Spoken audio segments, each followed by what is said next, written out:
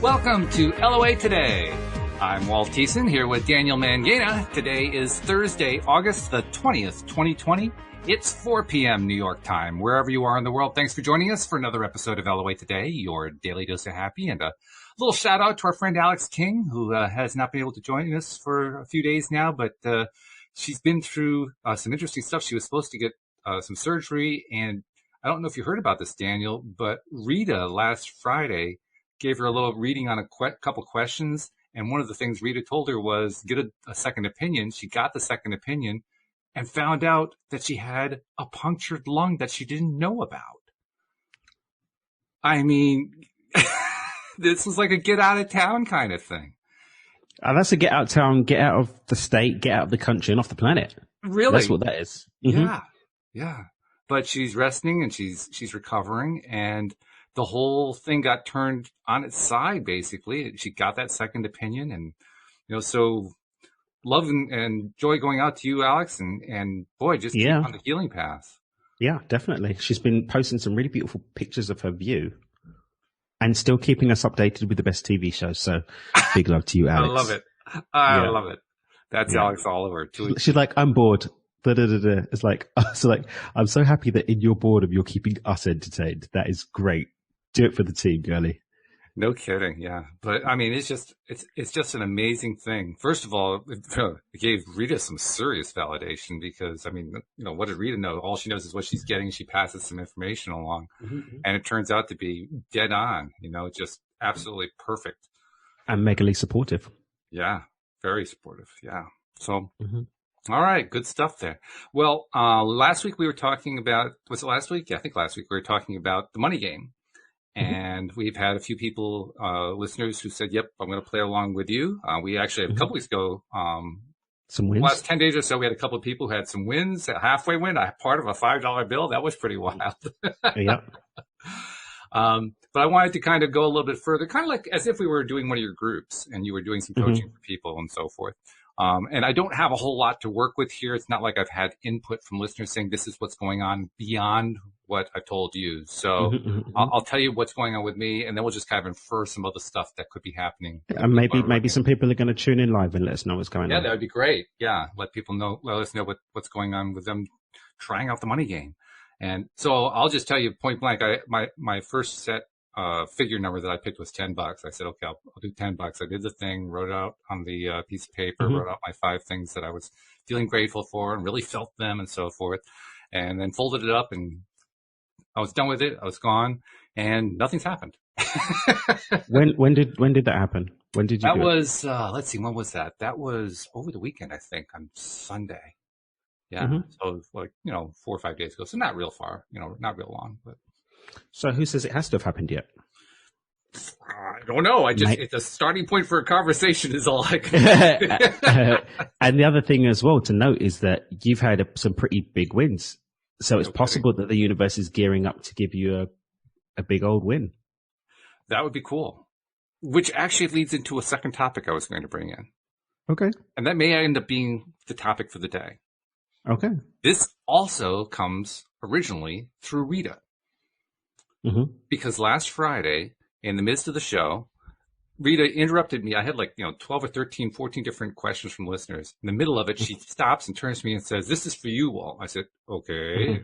It's like Cindy said to me yesterday, "What's coming?" Oh my God, should I be braced? Yeah. But she said, "You should have your own radio station." I said, "Well, that sounds cool. I like that idea a lot. I don't really have the money for it, but hey, I'm open to it. Send it to me. I'm cool, And I was so kind of taken off guard by the whole thing. I didn't really know how to react. I was expecting to be doing listener questions, but it got me thinking. And over the next few days, I thought, well, that would really be cool to have either, like a radio station or a TV show or, something like that. Give us more exposure to a large audience. Yeah, that would be really great.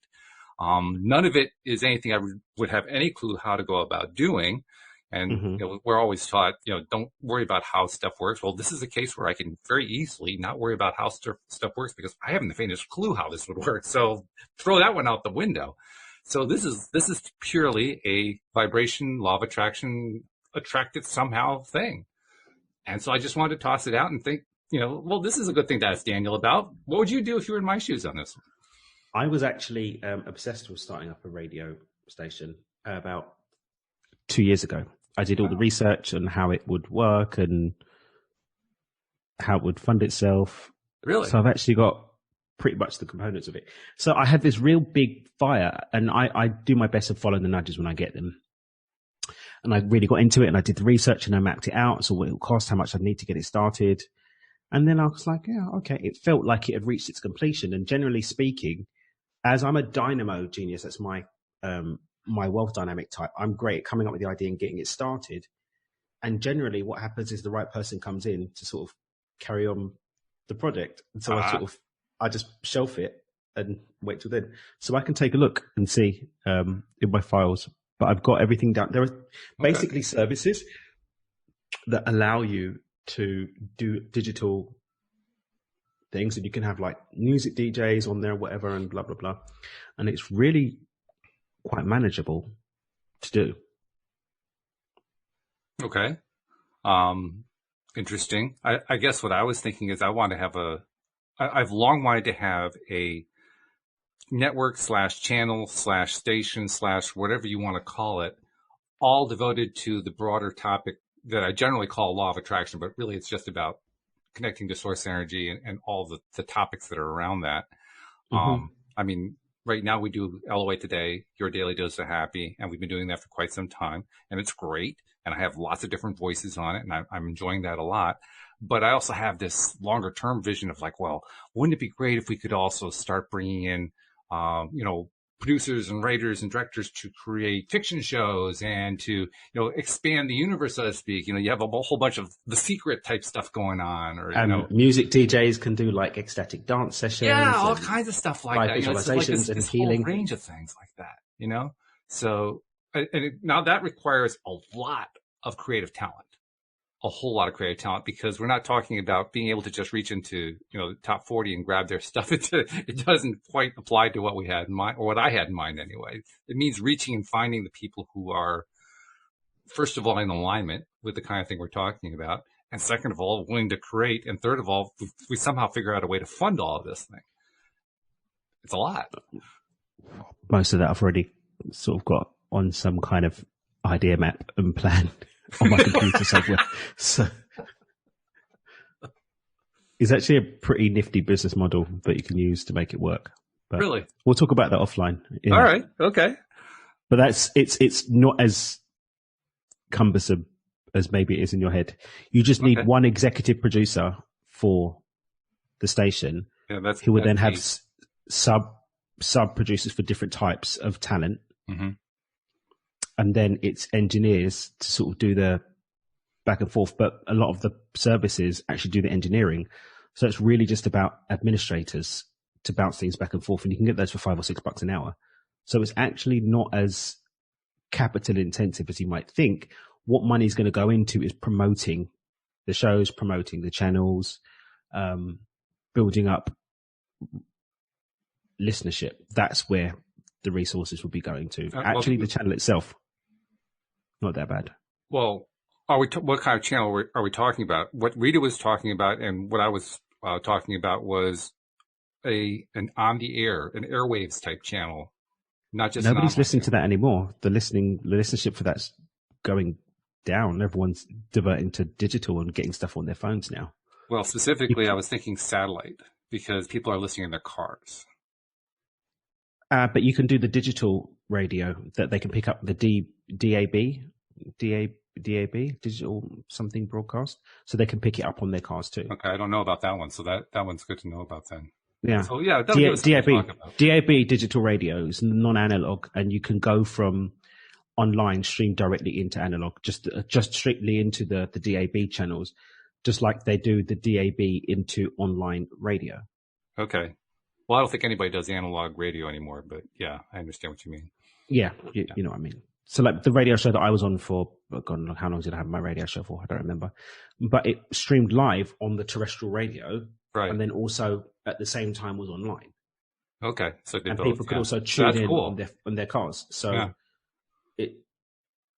there was anyway, well, Well, cool. So we'll talk about that offline. But now there's an example. I mean, I had no idea how to make anything like that happen. I raised the question to you, and all of a sudden you've got all this information that you're pouring out. Like, whoa, this is pretty cool stuff.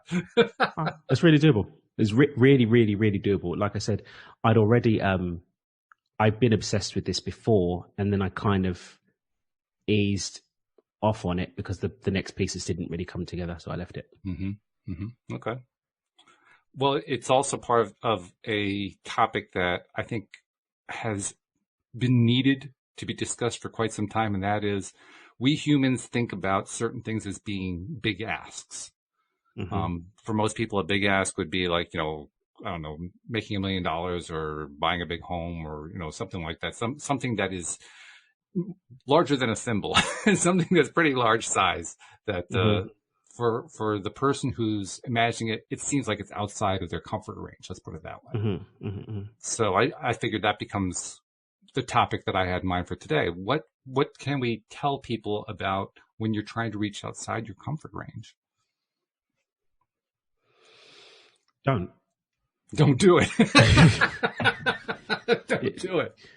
It's like, do you want the exercise of reaching, or do you want to get outside of your comfort range? That's the, and do you know what? I'm not knocking it. Some people are in it for the journey and they're not necessarily interested in getting somewhere. And if that's you, then reach away, my friend.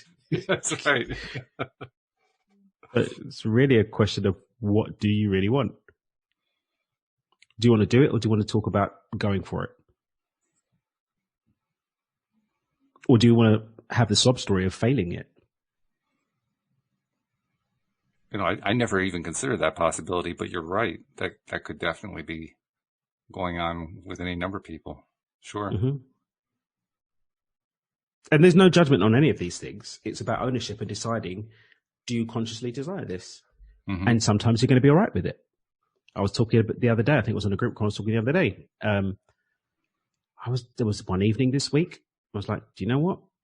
I'm just going to eat some potato chips, watch a bit of Netflix, and have a Corona. I'm not going to do anything productive. I even had some cheesecake as well. I didn't eat anything healthy. I just gave myself a couple of hours just to let it all hang out. And it felt great. And then the next morning, I got up early, did my meditation, did some breath work, did some yoga, and got back to it. And that's okay. Mm-hmm. It's true. I mean, judgment doesn't come into it because it's about preference. It's about what you like, what you don't like. And that's what we're here to explore and to enjoy and to have fun with. And uncover in some instances as well. Yeah.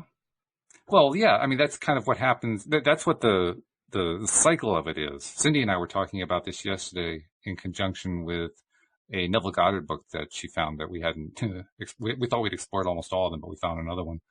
And he brought up in this book a concept. Now, Neville, I don't know if you know Neville's stuff very much. Yeah, you do. I've got his complete works. Okay.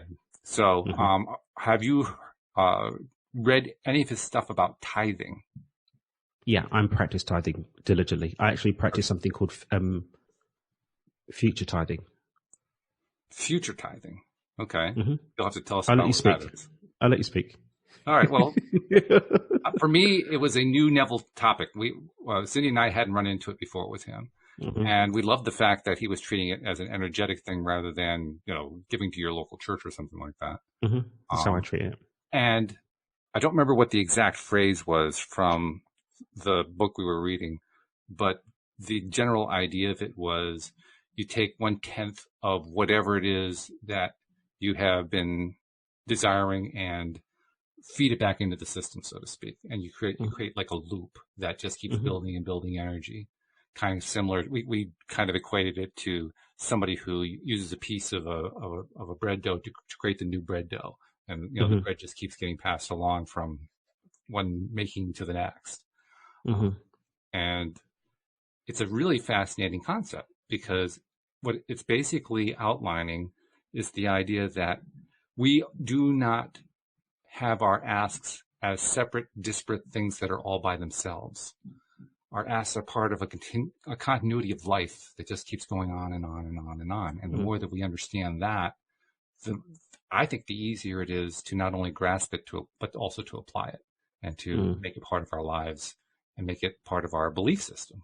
Because ultimately, I mean, that's what your money game book, that's what most of the stuff we talk about is about. It's building that belief system. And I think the tithing part's a big part of it. But tell me about the future tithing. I hadn't heard that particular one before. So, I mean, I'm all about Nebbiji's idea on tithing. Tithing is something I've practiced diligently for years. And there's a couple of angles on it from an energetic perspective also. When you're giving away a portion of something you receive, you're saying with certainty that I know this isn't the end. There's more to come. Mm-hmm. I'm so abundant I can give some of this away. Mm-hmm. Now, I personally have some specific causes that I support. It's being more deeply formalized into the foundation that my brothers and sisters and I set up. But at the moment, it's sort of like an ad hoc thing. But it's the energy of the giving and the certainty and faith within which we bless and give away that anchors in our abundance, because we're saying we're so abundant that a part of it's to give away. And then, just like Nebiji said, we're maintaining flow. We're showing the universe that we are participating in the flow and not hoarding and keeping in, because that's like a blood clot of energy, of money energy. So it's almost like thinning the blood out and allowing it to flow, which allows us to, once we step consciously into that ecosystem of abundant flow, we're inviting more of it to come through us too. So that's that one. Have you ever heard me talk about value vacuums? Value vacuums. Nope, I can't think I can say that I've heard that one from you. Okay, so that one's something that I teach in my my business coaching for people. Okay. And what we do is so nature's all about expanding, right? And when an expansive gap occurs in our reality, the universe fills it in, because nature abhors a vacuum. There's no vacuums. It instantly starts to get filled in, first with the energy, then the thought form, and then it becomes a physical reality, right? So what we do with a value vacuum is we deliberately create that vacuum in the universe. We deliberately create a gap that the universe will fill in. So deliberately create a gap. So be more specific. Give me an example. I'm going to step into it. I'm just making sure we get. Yeah. So what we do is, in its simplest form, when I'm talking to business owners, we create gaps through completely heart-centered service to others with no expectation of return. Okay. And then I think it's the law of reciprocation, that what we put out always comes back to us, but not necessarily from where we put it out to. Mm-hmm. So it could be that as a business owner, I go and spend time in my local soup kitchen, for example, giving my time and energy and serving with no expectation, not for a photo opportunity, not to be that, just to give. Right. And what that does is that giving out creates a vacuum through adding value to the world that the universe will fill in with more of what we are. So when we give without thinking about what's coming back, and at the same time hold the frequency of abundance, because we multiply ourselves into that gap, abundance fills it up. New clients come into the business, clients give more, so on and so forth. So what we're doing with future tithing is we're effectively tithing in advance for what we know we're going to create. So let's say, for example, I'm working on creating an additional revenue stream from my business of $10,000 a month. Okay. That'd be $1,000 of tithe at 10%. Right. So I tithe in advance. Okay. So I give that $1,000 away, blessing it as if I'm tithing for what I've already received. So I give the tithe away before the universe gives me the abundance. And that creates a loop of certainty that calls in that abundance that I've already tithed. Yeah, as you're saying that, I realized I actually had original tithing backwards, because I always thought of tithing in terms of what you just described. And I realized that's not the way most people think of tithing, is it? No. Most people think tithe out of your increase. Yeah. You tithe out of your increase. In Islam, they use zakah, which is a 5%. The Judeo-Christian concept is from the Melchizedek's instructions to Abraham, which is to give 10% away. Mm-hmm. Most entrepreneurs that I know of that are sort of operating under this kind of thing. They'll give 10% of shares into a charity, or 10% of the guys that go hard to go home, like the Carnegie and the Rockefellers, end up giving most of it away. I know that the Melinda and Bill Gates are giving away a big chunk of theirs away. But most people tithe after. When you pre-tithe, right. I thought of it that way, but you're right. Yeah. When you pre-tithe, you create a value vacuum. What's the experiential difference, do you think? You're doing it for what you haven't gotten yet. That's the ultimate expression of faith. Oh, I'm sorry. Let me ask the question differently. Does it play out differently when you do it in advance compared to when you do it after the fact? Well, if you haven't got it yet, you're actually creating the manifestation of it. You're anchoring in the manifestation physically. So let's say we use a flow funnel model. You set the intention, you get into the vibration of it, you get the feeling of it, you mentally rehearse it, and then you basically accelerate the receivership of it by saying, look, universe, I know this is coming anyway, so I'm just going to pop the 10% down now. It's a physical exercise of faith. Yes, I understand that. I guess what I'm asking myself in my mind and trying to ask and failing miserably here on the show, I'm thinking in terms of what we talked about a moment ago, where you tithe in order to basically feed the next round. And so you have this constant flow going of you're feeding it and getting back. I would say that tithing in its pristine purity isn't doing it to get the next round. It's just doing it. Okay.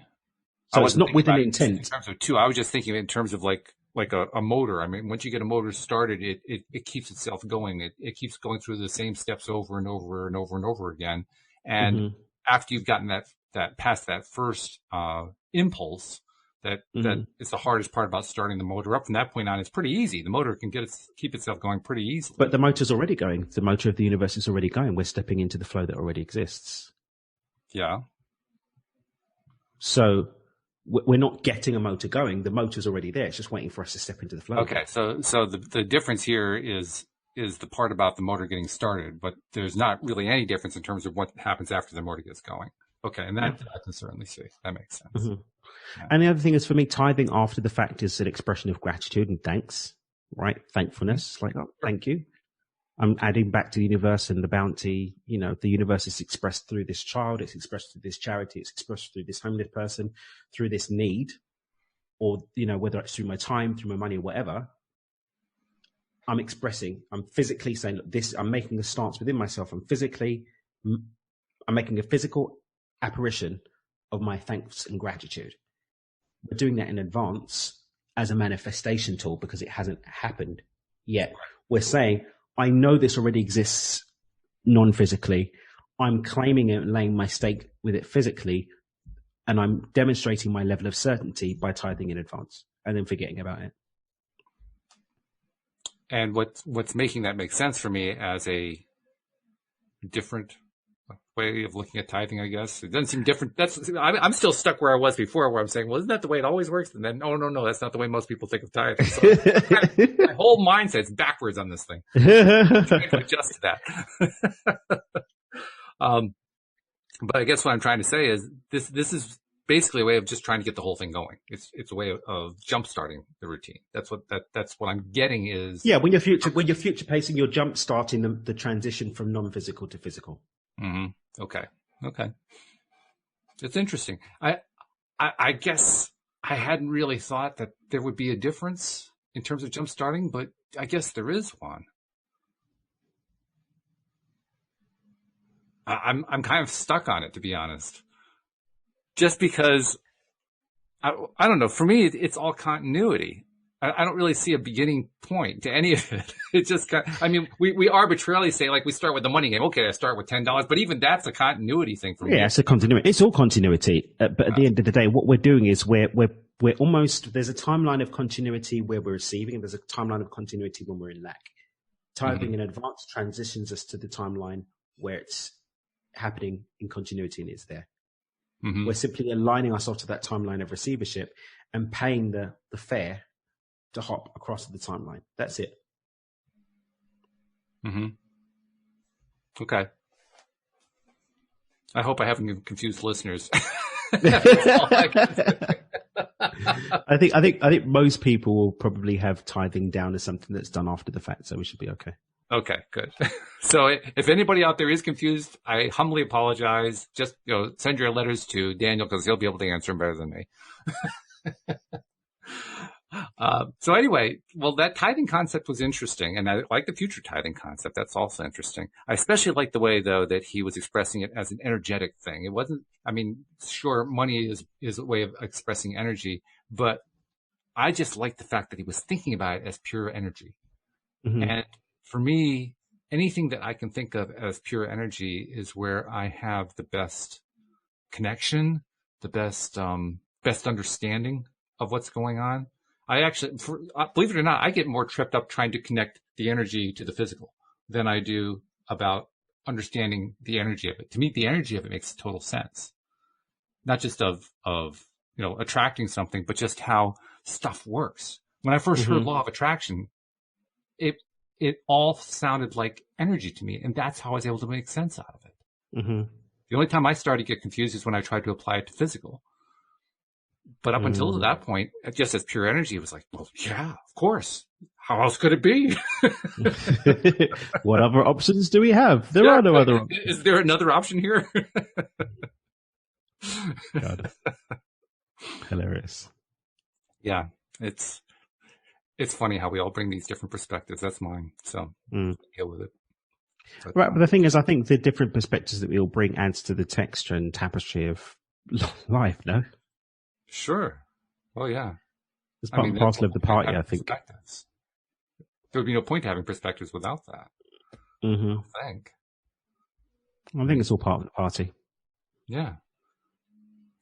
I think it's one of the reasons I enjoy doing a podcast.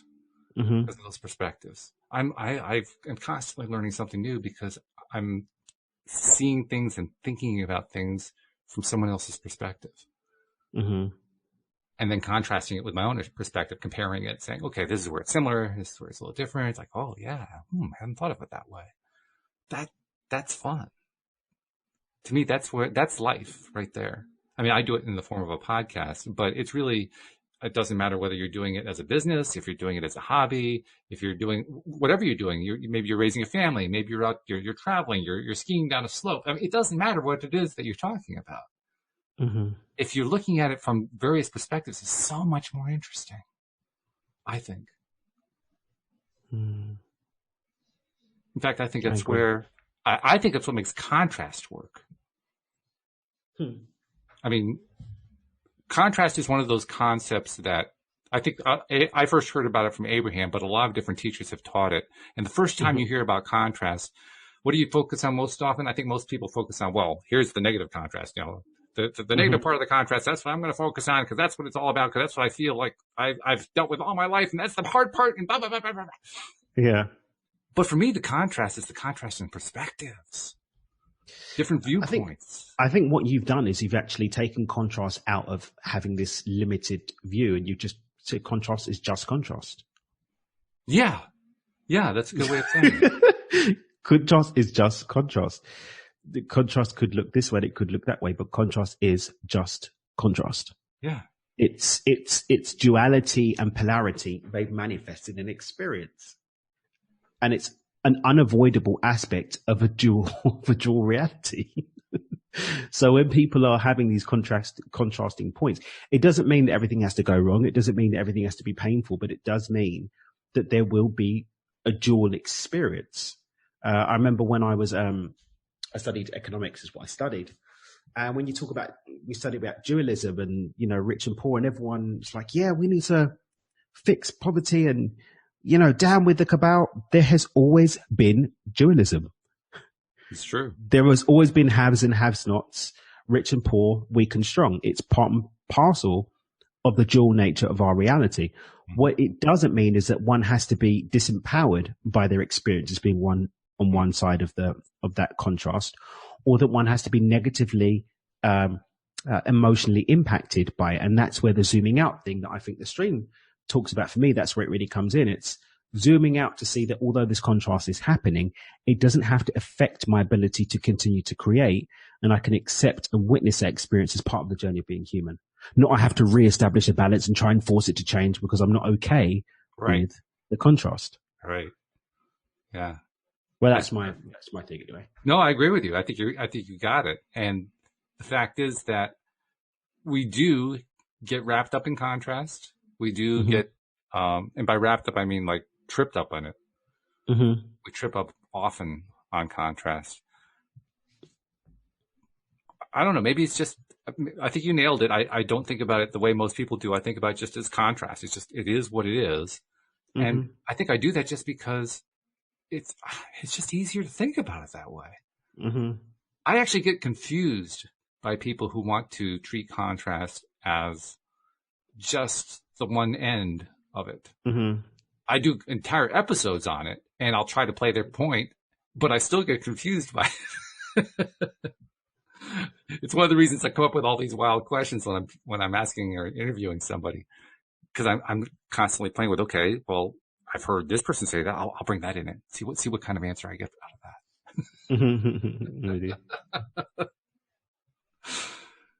But to me, contrast is simple. It's the simplest thing in existence.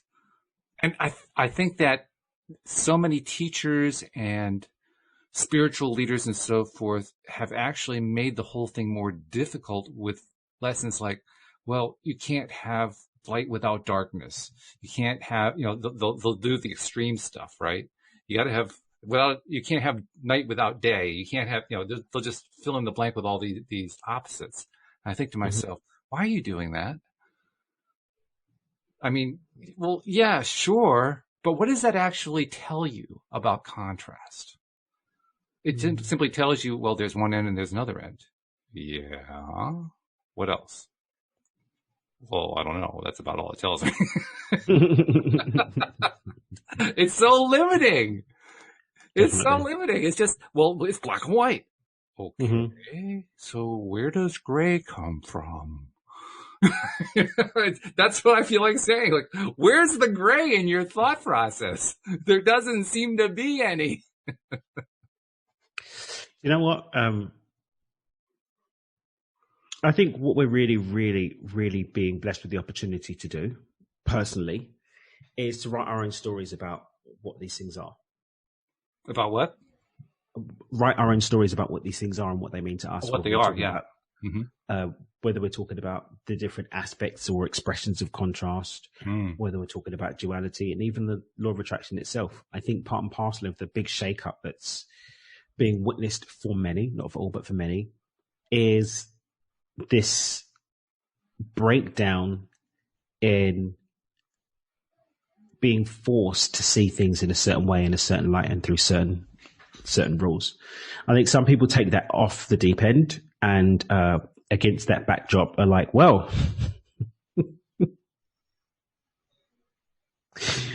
I'm going to have the new earth. I reject money. Okay, but we haven't broken that agreement yet. So you still have to pay the rent and your credit card bills. So there is a balance, I think, to it.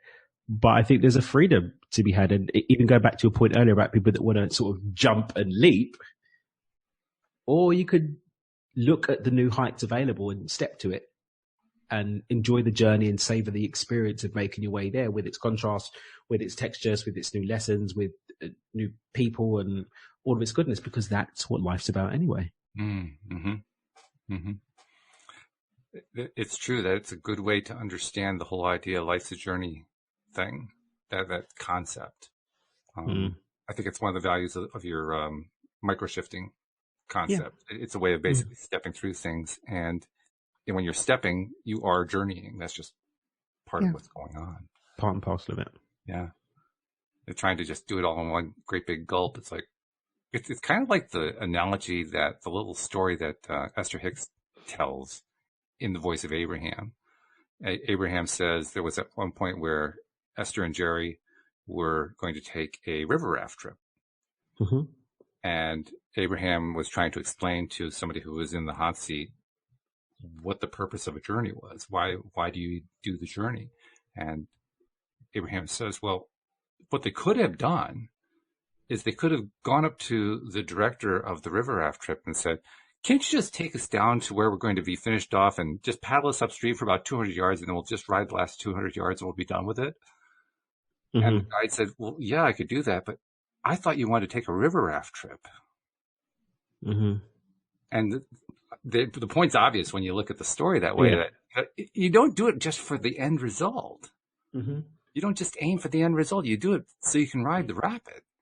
And do you know what? My only caveat to that is maybe that's what you're here to do on this time, to try and see what it's like, trying to skip the whole thing and notice how pointless it is. Maybe that's what you're here to do this time. Absolutely, that's true. And there's no judgment either way. But I suppose what people like yourself and myself and those of us who are out there showing the other way of doing it is giving people the opportunity to see that there's something to be had in enjoying the river raft trip. And not only enjoying it, but enjoying it even in the parts that are not quite as much fun, which is a real challenge. Yeah. Being okay with the messiness that may appear and be experienced sometimes, and just being okay with all of it as just being part of the journey, and a journey that can actually be pretty bloody groovy. Mm-hmm. And it's challenging. I won't claim that it isn't. It can be quite challenging. I mean, there are times where I grip my teeth and I say, "What the?" What the? No, yeah, right. Thank you. But even that's part of the journey. Mm-hmm. All of it is. I think one of the great messages from the stream, like you were talking about, is that pull back message. Mm-hmm. And I think it's great, not just because it's a good idea, but because it's a way, from my perspective, of describing what the journey is like. For me, part of that journey is learning to step back and going through the process of stepping back and experiencing what happens as I step back and seeing what changes in my perspective as I step back. It isn't the final place of I've stepped all the way back. It's what's happening during the stepping back. Because as I go on in life, as I experience new things, and each step of the way, I take a little bit more of a step back, a little bit more of a step back, a little bit more of a step back. The whole story shifts, changes, and it changes before my eyes. Now, that's kind of hard to describe what that's like, unless you're consciously doing it. If you're consciously doing it, you know exactly what we're talking about here. But if you aren't consciously doing that, that's a little hard to describe, other than to say, it's like watching your life unfold while you're living your life. Does that make sense? Yeah. It's watching your life unfold while you're living your life. It's doing but that's both being the observer and the experiencer at the same time. Exactly. Yes, that's the way to say it. Yeah, it's experiencing it and observing it simultaneously. And it's cool. I'd agree. It's really cool. 100% agree. So I think in reality transurfing, it's basically it's called staying in the center screen. So the outer screen, so the outer screen is what's happening outside, external inputs, and the inner screen is what's going on internally, like with your inner emotional state, your inner thoughts, and all that kind of stuff that's going on the inside. When we're in the center screen, we're sitting in that balance between the two. Oh, okay. Witnessing both of them. So that idea is called staying in the center screen. That's what they call it in reality transurfing. Oh, okay. I learned something new. See, another reason we're doing the podcast. I learned something new. The center screen. Okay. Mm-hmm. Cool stuff. Well, I don't know how we're doing in terms of helping people with the money game, but this has been cool so far. Let's go back for a moment. I'm going to kind of dream up scenarios with the money game. Yeah. I mean, we did talk about a couple of them that people have actually experienced. There was the person with the torn $5 bill. And you pointed out that the thing to do is to treat it as if it were the real spendable thing and to celebrate it. And, energetically. And in terms of future tithing for that person, I'd give $5 away to someone. I'd bless $5 and give it away to someone. That's what I personally would. The blessing part, you kind of threw that in there, but that sounds like that's fairly important to you. Yeah, it's just basically the energy within which you're giving it away. Not, oh my God, I'm giving this away. I better get something back. Oh my God, I haven't even got the money yet. But the space that you're in as you give it to someone else should be giving in love. Yep. And when it's to add to their life, maybe giving it to a homeless person or even getting them a meal. I personally tend not to give cash to homeless people. I'm more like, hey, are you hungry? Let's go and get something to eat. I got into a lot of trouble with an ex for doing that once. So, but yeah, that's do something like that. That'd be great to keep the energy moving, kickstart the engine. I can't remember who it was. There was somebody, I think it was here in Connecticut, and I don't remember who it was. They made an arrangement with one of the local chain restaurants. And I think they had like tickets printed up or something like that. So they basically gave a bunch of money to the restaurant. The restaurant authenticated these tickets, and they handed out the tickets, and the tickets were worth like $5, $10 worth of food. So that he $5 worth of food to anybody he saw on the street, but it was only redeemable if you went to the restaurant. That's amazing. I mean, that was a clever idea. I like that. Yeah. I really, really like that. I'm going to make a note.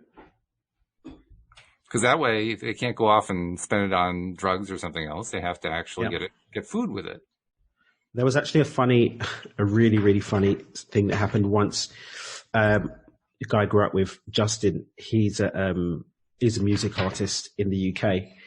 And what he did was he and I met up once, and there was a homeless woman, and we said, we'd take her and get something to eat. She goes, no, I don't need something to eat. Let's go to the supermarket. And she was trying to get stuff that she could sell. It was so blatant what she was doing. She was trying to get stuff that she'd be able to then go up and sell. It didn't work. Suffice to say, it didn't work. We're like, no, you're going to get some food. Okay. You're going to get some food, love. So anyway. Actually, that's another interesting thing that we can bring into the conversation. I mean, it doesn't really fit the traditional money game mentality, perhaps, but that woman was trying to play her own version of the money game. It was not. She was just trying to get money for drugs. I think she was trying to get money for drugs. Is what I think she was trying to do. But she was trying to attract money. It was kind of a backward way of going. That's what she was trying to do. Yeah. I mean, I think this is where, for me, the difference between the Wallace D. Wattles competitive and creative plane comes in. Are you familiar with the difference between the two? I'm not. The terminology is throwing me, so I'm waiting for you to define. Okay, so Wallace D. Wattles wrote the book The Science of Getting Rich. Right. And in it, he said that there are two planes from which we manifest wealth and abundance. Right. The competitive plane and the creative plane. Oh, okay. Right. And reality transurfing, the difference is inner intention and outer intention. And the competitive plane is using your will, you're pushing, you're getting out and doing, you're going for it, you're making it happen.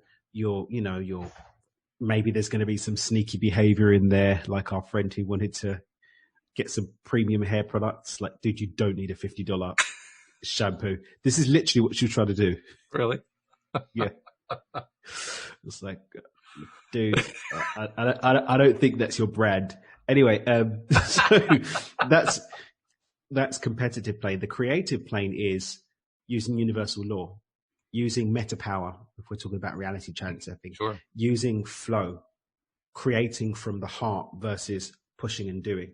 Right. So both of them can be quite successful. And this is, I think something that some people lose sight of. Throw you off. I mean, I tried to do the first one, the competitive flow, for the longest time and failed miserably. And you'll burn out. Yeah. You'll burn out. And the thing is that there are laws for the workings of both. There are laws on how to operate effectively in the competitive plane and to do so successfully. But it's not as fun, right? And it's not as flow as using the creative plane. No doubt about it. You can experience a lot more fulfillment. Because when I tried to do the competitive one, I was unwilling to go outside of ethics, if that makes sense. I wouldn't do anything that was even slightly unethical. And so I wanted it all to happen within me being competitive, but I would do everything by the book. Yeah, You know? but this is the thing. If you're going to go for the creative plane, then you're basically looking at the carnal experience. The carnal experience doesn't have the same moral boundaries, and so you're actually cutting yourself off. Right. Oh, yeah. This is the when I was doing the thing. competitive plane, is my point. Yeah, that's what I'm saying. But you're doing the competitive plane, but you're not leaving all bets off. You're cutting yourself off from the competitive flow. Right, exactly. It's very, very counterintuitive. Exactly. And that's why I failed. That's why it didn't work out. And you've got as well, and again, looking at this whole thing of non-judgment, that everything has a purpose and serves. There are those who add value to the world through the competitive plane. If you look at John D. Rockefeller and how ruthless he was. Oh, he was. Ruthless. I watched a really great documentary on. He had no Ruth. The forefathers of American industry: Vanderbilt, Rockefeller, Carnegie. Was the stories that you get about what he was doing to his? It was not. He was pretty nasty. Yeah. Yeah. He talk about duality. He had like two entirely different sides to himself. And then you even look at Edison, and if you look at what he did to Tesla? Oh God, yes. Ugh. Right, but look at what we've got in the world as a result. Yeah. I saw a thing the other day, pretty communist, if you ask me. All billionaires are evil. We don't get that term on here very often. Yeah. All billionaires are evil. Look at them. If Jeff Bezos gave away 70 billion, he'd still have 10 billion. That's enough. He's greedy. Let's tax him. Right, yeah. Like, Jeff Bezos is not sitting on 70 billion. His shares might be worth that, but that's unrealized gains. And the fact is, if Jeff Bezos sold all of his shares in order to realize the money to pay that, then all of the ordinary men and women who have their money in their pension funds would take a beating, because he makes 5% of the Dow Jones. And if he decided to sort of sell that off, you'd have a big dump, and then there'd be the knock-on effect, right? But going back to these guys, like, people start saying, "Oh yeah, but Jeff Bezos," was that? Do you think America would have been able to survive COVID without Amazon? Not really. Well, I'm not sure that we have yet, but that's another subject. We're not quite there yet. But I'm saying is, but look at the people that he's got. That duality, it's the contrast. Yeah. And just as the dark side to that contrast has pain, the positive side of it also has uplift. Even when you look at what's happening in the Middle East right now, Saddam Hussein, by all accounts, wasn't doing very nice things to the Kurdish people. Not really, no. But he had an iron fist that kept that entire region together. It's all gone to pants now. It's true. And this, I think when we start to go down this direction, we run the risk of being called ruthless and so on and so forth. But sometimes in this contrast, the dark acts of people do actually create upside for others. People start blasting Trump, and they're going for what's the other guy? Biden. So under Trump, you've got economically, things are better than they were under the last administration, but the moral decay is the cost of it. Well, under Biden, say that the economics have also declined since COVID. But that wasn't his fault. I'm saying in terms of Trump's fault. And then you look at Biden, you look at the economic policies that they're planning to bring into place. I'm like, well, that's a disaster, especially if you bring it after COVID. But then morally, in terms of what and I'm not speaking on the politics of it, but the moral claims that are made differ greatly from the other side. But both of them have got contrast. There's lots of contrast, yeah. Both of them have got contrast. And both sides will make arguments that are supportive of their view of how to apply contrast. Or both of them have their views on things that support the people that are going to vote for them. That's true. Absolutely. It's like Donald Trump knows that most of his voters don't really give a damn about certain things, and so he's not going to speak on it. It's as simple as that. Or he's going to speak on it from a voice that speaks to his base. It's simple maths on it, right? It's not not rocket science. These people are going to vote for me. These people are never going to vote for me. If they're even going to vote, I don't really care about them, because they don't add to me in any way. Which he's So I'm going to focus my attention over here. Made abundantly clear that he doesn't care about them. It's contrast. We have major contrast going on there. Even when you look at George Bush, when there was the whole thing about the New Orleans, everything that went down in New Orleans, and Kanye West said, George Bush doesn't like black people. They weren't going to vote for him, so there was no upside for him turning his back on his base in order to support people. And again, that's the contrast of the experience. And I'm not into politics, as far as I'm concerned, the dualism that exists here means that everybody's got plus side, everyone's got minus. It's about finding, I think people should speak to their own contrast and what supports what they're looking to add to the world, not for themselves, but to the world. But making these summary judgments about what's good and what's bad, the competitive, the creative, we're better served having an honest look at what things look like and how we can set ourselves up to be able to manifest a kick-ass life regardless of who's in power, regardless if we have COVID or not, regardless if the people around us are competitive or creative.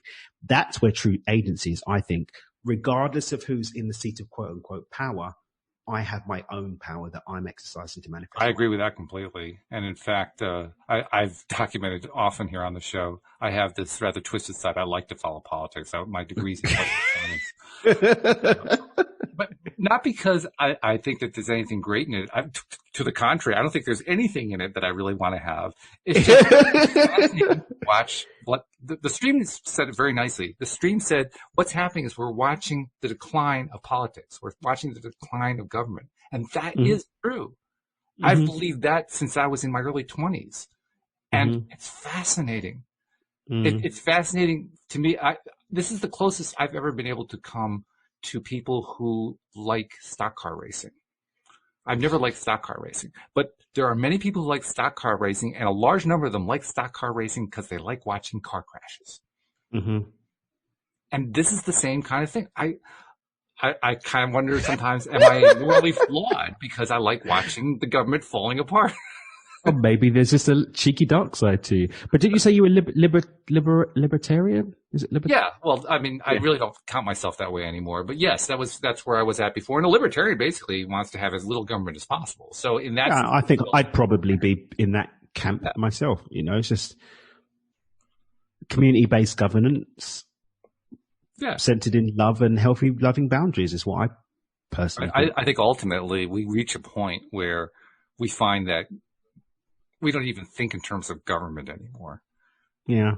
It just kind of disappears as a concept. We're not anywhere near there right now, but I think that's ultimately where we end up. Yeah. I think ultimately, when you look at I studied politics, philosophy, and economics, right? So I'm with you on that one. It's that government was, if we look at the Roman model, it was the people coming together to ensure that their needs were met and that everybody benefited, right? And then plutocracy? Is it plutocracy? What's the word I'm looking at? Plutocracy kicked in and meritocracy kind of went out the window, and then power kicked in and, things got a bit bastardized. But essentially that's what government was. It was people coming together to form organized efforts to enhance the lives of the people that were under that government. Yeah. And over time, it's kind of worked out a bit differently. And if you're down some rabbit holes, the Anunnaki, the reptilians, and the cabal infiltrated government. And now the fifth frequency dimension reptilians are seeking to have the blood of the children. Which could be true. I don't know. But for me, it could be right. I'm not mocking it. It could exactly be what it is. That could be what it is. It sounds like it comes right out of a science fiction novel. That's why I'm laughing. I mean, it's perfect. And my thing is that I was one of my first teachers. He was like, it was all about the conspiracy stuff. He's like, well, yeah, they put it in the science fiction movies first so that when we tell you it, you don't believe us that we're telling you because you say that you saw it in the movie. Right, but they put it there. They put it there to throw you off guard. And I've seen enough evidence to think that might be true, to be honest. But well, the model you just described is a model that political scientists have explored and debated. with varying results. But when I look at that model, I say to myself, there's an interesting energetic side to that from an LOA perspective, because people went into it with the idea, like you said, and I'm going to paraphrase, that if they figured if they came together, they could, weed out difficulties, correct imbalances, all that kind of stuff. And in their good intentions, in doing that, they actually set themselves up for failure. Yeah. Set themselves up for failure because they bought into an assumption that wasn't true. And that is, the only way they were going to get there is if they came together to do it. Mm. They forgot. So they created a false paradigm. Yeah, they created a paradigm of lack. Mm-hmm. Yeah, I'm with you. And then that ends up being taken over by the reptilians. The reptilians, right? I'm serious about that one, by the way. Or am I? Who knows? I love it. I'll save my alien talk for a different show. But we'll have to do a whole show on that, because that sounds like but even I mean, I've got varying views on that. I mean, Zachariah Sitchin, Eric von Daniken. Is it Eric von Daniken? Those guys, anyway, they, for me, put forward some very compelling evidence.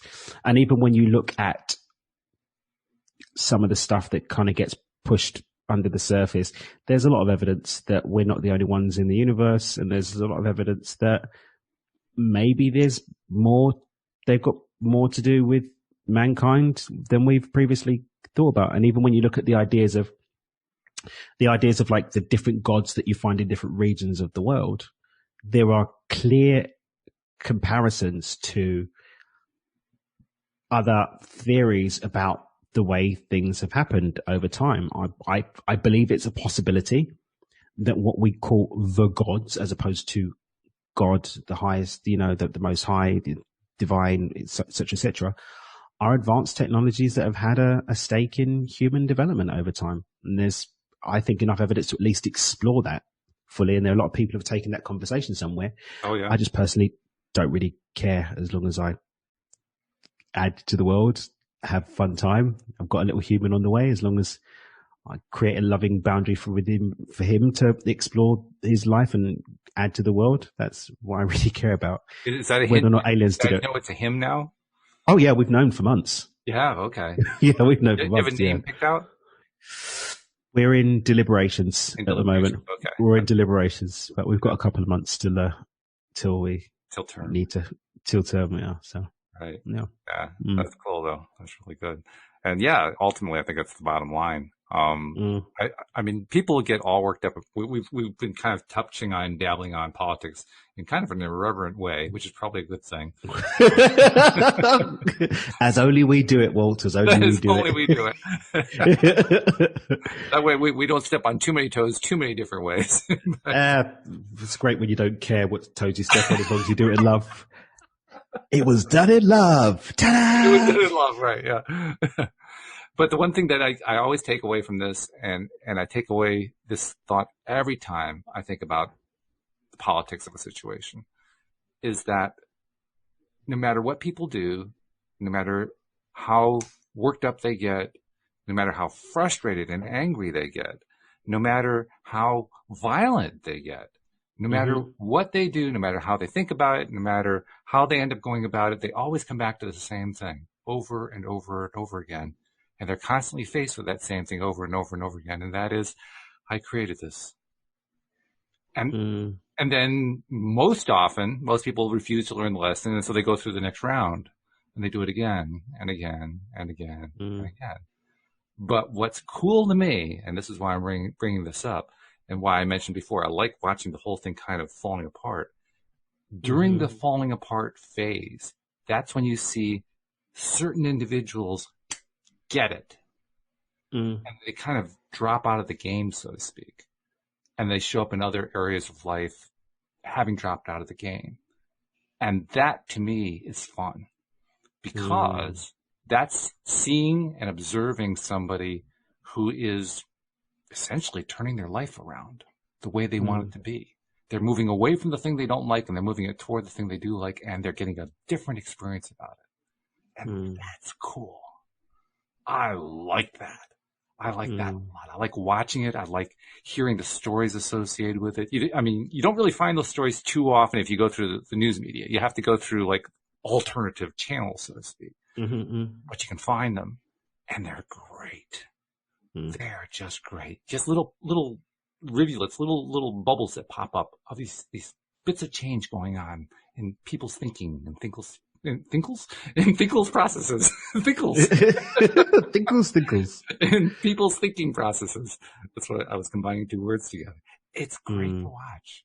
And it's great to be a part of. It's great to just see it all playing out. So people may sometimes be confused about my politics because I first of all, tend to stay away from it. And when I do bring it up, I tend to say things that try not to step on too many toes because I don't try to come from one viewpoint or another. I just like watching the whole thing. Hopefully this helps explain to people why I do that, because there are great things that happen if you just know where to look for them. That's my view.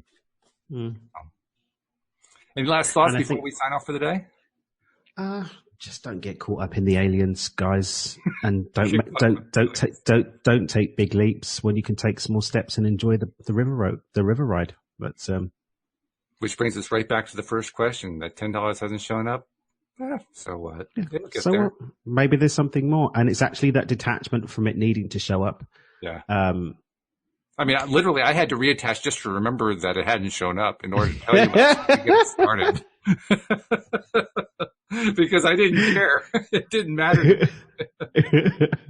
And that's when the fun just happens. You know, maybe this adventure is the wonderful life of Walt Thiessen and all the stuff that happens. Sometimes it doesn't happen other times. Who knows? Just have fun with it, regardless of what shows up. All I know is I work as continuously as I can to get myself into the better feeling place. And every time I do that, I get better. I feel better. I enjoy more. I have better lives. And that's a positive loop that's going to come back with more of that stuff to feel good about and more of that stuff to enjoy in that better life. But it is just enjoying the ride and taking it one day at a time, I think, anyway. And that's my view. Maybe you don't agree, and that's okay. I don't really care. It doesn't affect my life at all whether you agree or not. Either way, my life's still going to be amazing. So, focus on your amazing life, and you should be a lot better set. You heard it here first.